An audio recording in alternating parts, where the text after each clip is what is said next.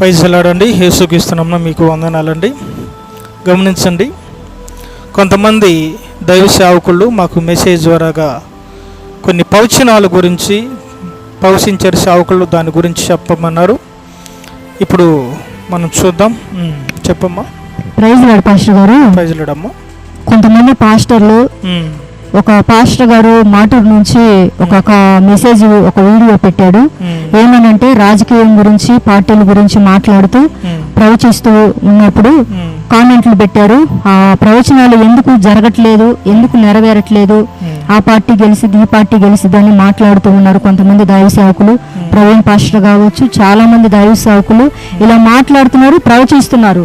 కానీ ఆ ప్రవచనాలన్నీ కూడా అవేమీ నెరవేరట్లేదు, ఆగిపోతున్నాయి. మరికొంతమంది స్వస్థతలు లేవు, జరగట్లేదు. మరికొంతమంది పరిశుద్ధాత్మ ఉందని కూడా నమ్మట్లేదు, దురాత్మలు లేవు అని ప్రకటిస్తూ ఉన్నారు. పరిశుద్ధాత్మను, దురాత్మలు, స్వస్థతలు ఇవి లేవు, ఇవి ఉన్నాయా? వీటికి ఆన్సరు మాకు కొంచెం తెలియపరచండి అని చాలా మంది పాస్టర్స్ వీడియోలు పెడుతూ ఉన్నారు, కామెంట్లు పెడుతూ ఉన్నారండి. మరి ఆ పాస్టర్లకు కొంచెం వాటికి ఆన్సర్ ఏందో తెలియపరచండి. చూడమ్మా, బైబిల్లో చూద్దాం మనం. అంటే బైబిల్ వాక్యాన్ని బట్టి కదా, లేఖనాన్ని బట్టి మనం చూసుకుందాం. 1 కొరింథీ రాసిన పత్రిక 13వ అధ్యాయము 8వ వచనం చూద్దాం. ప్రేమ శాశ్వత కాలముండును, ప్రవచనములైనను నిరర్ధకములగును, భాషలైనను నిలిచిపోవును, జ్ఞానమైనను నిరర్ధకమగును. మనము కొంత మట్టుకు ఎరుగుదము, కొంత మట్టుకు ప్రవచించుచున్నాము. అది ఏమంటున్నాడండి అంటే ప్రేమ స్థిరకాలమును అన్నాడు. ప్రవచనాలైనా అంటే వ్యర్థమైపోతాయి, ఇప్పుడు భాషలైనా ఆగిపోతాయి. కానీ అంటే కొంత మటుకి వెరుగుదము, కొంత మటుకి ప్రవశించుదము అన్నాడు. అయితే దైవ సేవకుల్లో ప్రవశించటము ఏది కూడా తప్పు లేదు. ఎందుకంటే ఒక్కొక్కళ్ళకి కొరింథీ రాసిన పత్రిక మనం చూస్తే 12వ అధ్యాయంలో 9వ వచనంలో స్వస్థపరిచే వరం, వివేచన వరం, ప్రవచన వరం, అలాగా వివేచన వరం, ఇవన్నీ కూడా కృపావరాలు, 9 కృపావరాలు దేవుడు అక్కడ మనకి ఇస్తానన్నాడు. అయితే ఇప్పుడు ప్రవచనము అంటే ప్రవచించినప్పుడు వ్యర్థమైంది. కొన్ని దినాల్లో ప్రవచించినప్పుడు కూడా వ్యర్థమైంది కదా. చాలామంది సేవకుల్లో అంటే ఆనాడు ప్రవర్తనలో కూడా ప్రవచించరు. ఇనియాపట్నంలో యువనా కూడా ఈ పట్టణం నాశనం అవును అన్న అయింది అని చెప్పాడు, ప్రవచించాడు. కానీ వాళ్ళు ఉపవాసం ఉన్నప్పుడు ప్రార్థన చేసినప్పుడు ఆ ప్రవచనం ఏమైంది? దేవుడే చెప్పాడు, మీరు ఆ పట్టణాన్ని ఏం చేయమన్నాడు? ఆ ఉగ్రత వచ్చినప్పుడు ఆ పట్టణం అంతా కూడా ఆ ఉగ్రతకి ఖాళీ అయిపోద్ది అన్నాడు, నాశనం అయిపోద్ది అన్నాడు. వాళ్ళ తర్వాత దేవుడే చెబుతాడు ఆ పట్టణాన్ని కూడా చూడు, వాళ్ళు పశ్చాత్తాపడ్డాడు, ఆ పట్టణాన్ని కాపాడాడు. అంటే ఇప్పుడు ఏమైనా ప్రవచనము వ్యర్థమైందా కాలేదా? ఆ లెక్క అనుకుంటే వ్యర్థమైనట్టే, అంతేనా? దేవుడు క్షమాపణ రూపి అంటే వ్యర్థమైనట్టే లెక్క కదా. ఇప్పుడు నేననేది ఏంటంటే ప్రవశించుతారు, ప్రవచనం ఉంది. రాజకీయ నాయకుల్లో ఇప్పుడు ఆనాడు ప్రవీణ్ గారు ప్రవశించారు అంటే ప్రవీణ్ గారు పాస్టర్ గారు ప్రవశించాడంటే ఏం జరిగింది? ఇప్పుడు కారు గెలిచేది అన్నాడు, గెలవలేదు. ఫ్యాన్ గెలిచిద్ది అన్నాడు, గెలవలేదు. కానీ పువ్వు గెలిచిద్ది అన్నాడు, పైన పువ్వు గెలిచింది. ఇప్పుడు అది ఒకటి గెలిచింది, 2 అంటే ఈ 2 గెలవాల అంటే ఇప్పుడు దాన్ని అర్థమైందే కానట్ట. ఇప్పుడు చాలామంది ఈ 2 కాలేదని కామెంట్లు పెడతారు తప్పక, కానీ ఇప్పుడు పైన గెలిచిందా లేదా అంటే కొన్ని ప్రవచనాలు వ్యర్థమవుతాయి, కొన్ని ప్రవచనాలు నెరవేరుతాయి. ప్రవచన వరము ఉన్నది, అర్థమైందా? ఏ సేవకుడైనా ప్రవచన వరము చాలా ఉన్నది, అంతేనా? మళ్ళీ యెషయా ప్రవక్త కూడా ప్రవశించుతాడు. ఉజ్జియా దగ్గర పోయి నువ్వు 15 సంవత్సరాలు అంటే నువ్వు ఇప్పుడు నీ ఇల్లు చక్కగా పెట్టుకుని చచ్చిపోతావు, దేవుడు చెప్పాడు అంటాడు. మళ్ళీ ఆయన పోయి మొండిగోళ్ళ దగ్గర పోయి ఏడ్చినప్పుడు ఏమైంది? మొండిగోళ్ళ దగ్గర పోయి ఏడ్చినప్పుడు మళ్ళీ 15 సంవత్సరాలు ఆయుష్నిస్తున్నాను అన్నాడు. ఇప్పుడు ఆ ప్రవచనం వ్యర్థమైనట్ట లేదా? దేవుడు చెప్పాడు, ప్రవశించాడు. ఇప్పుడు కొన్ని సేవకుళ్ళు దేవుడు చెప్పిన ప్రకారం ప్రవశించుతారు, కొన్ని వాళ్ళు ప్రవర్తన బట్టి వాళ్ళని బట్టి ఆ ఉగ్రత అనేది తొలగిపోద్ది. అర్థమైందండి? అక్కడ ఆయన ప్రవశించింది ఏంటంటే దేవుడికి వ్యతిరేకంగా ఎవరన్నా కానీ లెగిస్తే రాజకీయ నాయకులు వాళ్ళు పదము ఉండదన్నాడు ప్రవీణ్ గారు. అంతేనా? ఇప్పుడు దేవుడికి వ్యతిరేకంగా చేయవచ్చు, దేవుడి దృష్టిలో ఎవరైనా కావచ్చు. ఇప్పుడు కొంతమంది రాజకీయ నాయకులు ఏదైనా పొరపాట్లు చేయవచ్చు, అందుకే వాళ్ళు గెలవలేకపోవచ్చు. ఇప్పుడు ప్రవచనము అంటే వ్యర్థమవుతుంది. కొన్ని జరుగుతాయి, కొన్ని నెరవేరుతాయి. దానికే రకరకాలుగా చూడండి, పాస్టర్లు చాలామంది రకరకాలుగా మాట్లాడుతున్నారు. చూడండి, ఏదో వీళ్ళు దొంగ పాస్టర్లను అలాగ ఉండబాకండి. పాస్టర్ల ఐక్యత లేదు కాబట్టి పాస్టర్ల మీద గొడవలాడుతున్నారు. చూడండి, ఇంకోటి స్వస్థ వరం లేదన్నారు. ఇప్పుడు ఆ కొరింథీ రాసిన పత్రిక ఆ 12వ అధ్యాయాలకు వస్తే ఎవరికి ఇచ్చినట్టు వరాలయ్యి? ఇప్పుడు శావుకులకే కదా, అంతే కదండి, శావుకులకే కదా. ఇప్పుడు మొన్న కూడా ఒక వీడియో మాట్లాడాం. అలాగా ప్రతి వ్యక్తుల్లో దేవుడు ఆత్మ ఉంటుంది. చూడండి, పరిశుద్ధాత్మ. ఒక్కొక్కరు వాక్యం వరం, చక్కగా వాక్యం చెబుతారు. ఒకరు ప్రవచన వరం, ప్రవశించుతారు. ఒక్కొక్కరు వివేచన వరం అంటే జరగబోయే చెబుతుంటారు. ఇవన్నీ కూడా కృపావరాలు. ఇప్పుడు ఈ లేని వాళ్ళకి ఏం చేస్తారు? ఇప్పుడు ఒకరికి వాక్యం చేత కాదు, ఈ స్వస్థ వరాలు ఇవి ఉండవు. ఆ లేని వాళ్ళు ఏం చేస్తుంటారంటే శాతగాని వాళ్ళందరూ చూడండి, బైబిల్ తెలియని వాళ్ళు, శాతగాని వాళ్ళు, పాస్టర్లు అందరూ ఇక ఏంది వీళ్ళ మీద పడి ఏడ్చేస్తుంటారు. వాళ్ళు దొంగ పాస్టర్లు ప్రవశించుతున్నారనో రకరకాలుగా ఉంటాయి. ఇప్పుడు దేవుడు ఉన్నాడు, దెయ్యం ఉంది.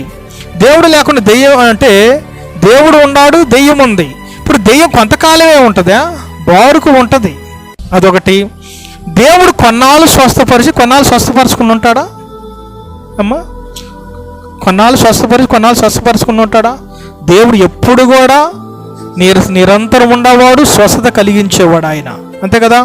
నిరంతరము దేవుడు స్వస్థపరిచేవాడై ఉన్నాడు. దేవుడు అంటే మనుషులు చనిపోయే వరకు, అంటే రాకడ సమీపం వరకు దురాత్మలు భూమి మీద పనిచేస్తాయి అని ఉంది. 666 ముద్ర అని అర్థమైందా? 606 ముద్ర అని అట్టేపించుకుంటుంది. అదే అంటే దురాత్మ ఉండి వాళ్ళని తాగుళ్ళనో అలాగా రాసి ఉండే వాక్యాలు. అంటే ముద్ర 666 ముద్ర వేపిస్తుంది అంటే అంతవరకు దురాత్మలు ఉన్నాయి. ఇప్పుడు కొంతమంది పాస్టర్లు తెలియని వాడు దెయ్యాలు ఉండయ్యా, ఎందుకు పడేస్తున్నారు, ఎందుకు పడిపోతున్నారు, ఇలాంటి వాళ్ళు అందరూ ఉంటున్నారు. ఎందుకు? బైబిల్ తెలియదు. రెండోది శాత కాదు వాళ్ళకి, అంతేనా? శాత కాదు. ఇప్పుడు శాత అయింది, నువ్వు శాత అయింది చేసుకో, వాక్యాన్ని ప్రకటించుకో, నీకు వాక్య వరం ఇస్తే. వీళ్ళు పౌషణ వరము ఇస్తే పౌషించుతారు. ఇప్పుడు ఏ వరం ఇస్తే ఆ వరం వాళ్ళు చేస్తారు. కానీ భాషలు ఉండయి, చూడండి, ప్రవచనాలు ఉండయి, స్వస్థతలు ఉండయి. చూడండి, దేవుడు ఉన్నాడు, దురాత్మ కూడా ఉన్నది. దురాత్మ అందరిలో చూడండి, పాపం చేసే ప్రతి వ్యక్తిలో ఉంటుంది. అర్థమైందా? వాళ్ళలో ఉండబట్టే ప్రార్థన చేసినప్పుడు వాళ్ళలో బయటపడిద్ది, పోద్ది. అది కింద పడి బయటపడిద్ది, పోద్ది. అది ఎవరికి ఇస్తే ఒక్కొక్క వరం, అంతేనా? ఇప్పుడు మోషేని ఎన్నుకున్నాడండి దేవుడు. మోషే నోరుతోటే చేయలేదు కదా, కర్ర చూపించమన్నాడు, అంతేనా? కర్ర చూపించమన్నాడు. ఇప్పుడు నేను చెప్పేది ఏంటంటే ప్రతి దైవ సేవకులు కూడా చూడండి, ఎవరిని విమర్శించుకోబాకండి. స్వస్థతలు ఉండయి, చూడండి, ప్రవచనాలు ఉండయి.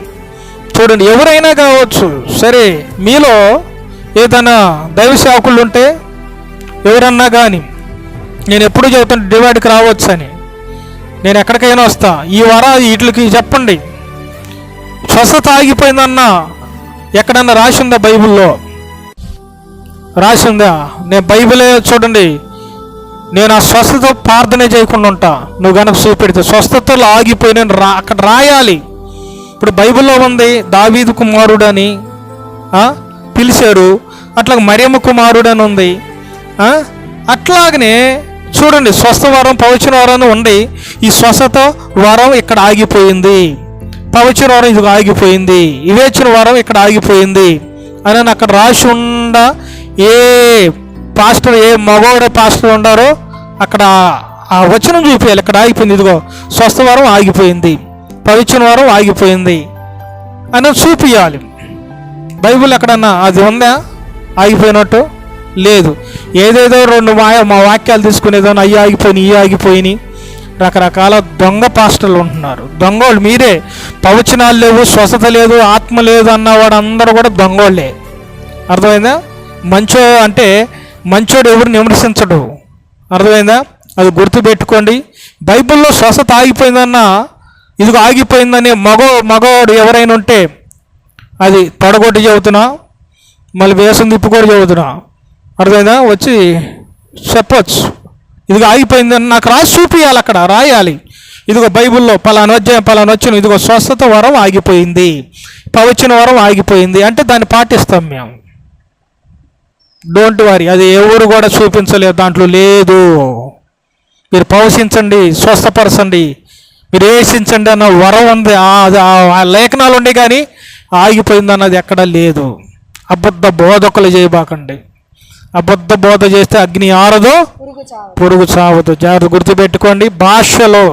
భాషలతో కూడా మాట్లాడతాడు, అర్థమైందా? స్వస్థత ప్రార్థన చేస్తే స్వస్థత కూడా జరిగింది. కాబట్టి ఇవన్నీ ఉన్నాయి. పరిశుద్ధాత్మ దేవుడు మనలో ఉన్నాడు కాబట్టి దేవుడు ఒక్కొక్క సేవకుడికి ఒక్కొక్కటి ఇస్తాడు. కాబట్టి అది మీ డౌటు, అదిగో వాక్యం చెబుతుంది. మీరు పౌసనైనా కొన్ని దినాలు వ్యర్థమైద్ది.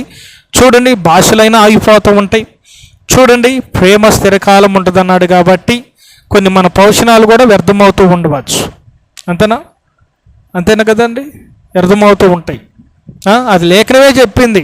ఇప్పుడు వాళ్ళు ప్రవీణ్ గారు, వాళ్ళ పాస్టర్ గారు అందరూ పౌషించారు, అవి కొన్ని వ్యర్థమైనవి అంటే అవి వ్యర్థమైనవి, లేకపోతే కొన్ని డూపు జరగవచ్చు. అంతేనా? ఇది కాబట్టి ప్రవీణ్ గారు పౌషించేది నిజమే, సావుకులందరూ పౌషించేది నిజమే. మీకు క్వశ్చన్కి జవాబు వచ్చిందని మేము క్లారిటీ ఇస్తున్నాం. గుర్తుపెట్టుకొని ప్రతి దైవ సేవకుడు కూడా మీరందరూ కూడా దేవుడు విశ్వాసం కలిగి ఉండండి. ప్రైజ్